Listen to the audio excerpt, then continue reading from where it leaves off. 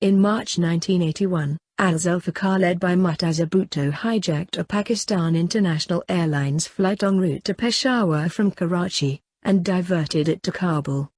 The hijacking went on for 13 days, during which Major Tariq Rahim was shot to death.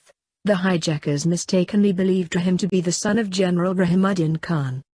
Tariq Rahim has been ADC with Mr. Bhutto and has been transferred to Foreign Service on the reference of Mr. Bhutto. He was very well known to the Bhutto family, but Murtaza felt he had deceived his father. Rahim was executed following Murtaza Bhutto's conferring with CAD chief Mahmud Najibullah. The execution forced the Zia-ul-Haq regime to accept the demands of the hijackers, releasing dozens of Pakistan People's Party and other leftist political prisoners languishing in Pakistani jails. Major Tariq Rahim's body was thrown from the plane on the tarmac where he bled to death. Al-Zulfikar and PSF activist Salimullah Tipu along with 3 other PSF militants hijacked the plane.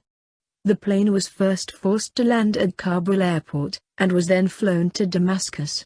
Although undertaken to avenge Zulfikar Ali Bhutto's hanging by Zia, the hijacking was at once condemned by the young co-chairperson of the PPP, Benazir Bhutto, who was languishing in a Karachi jail. The hijackers demanded that 55 political prisoners be released. These included PPP, PSF, NSF and some Marxist Jayala activists.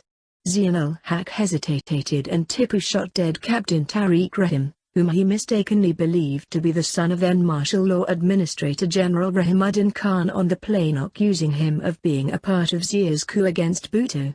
He wasn't. Around 50 prisoners were eventually released by the Zia-ul-Haq regime.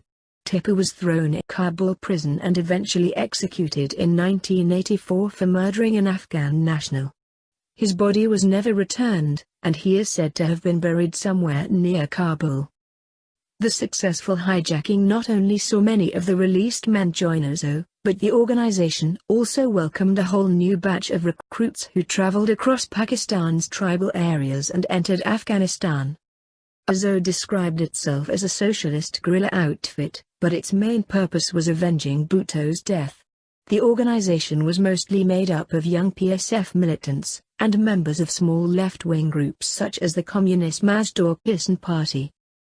One of the 3 American hostages on the flight, Fred Hubbo, ran for the position of governor of the state of Iowa in the 2018 election.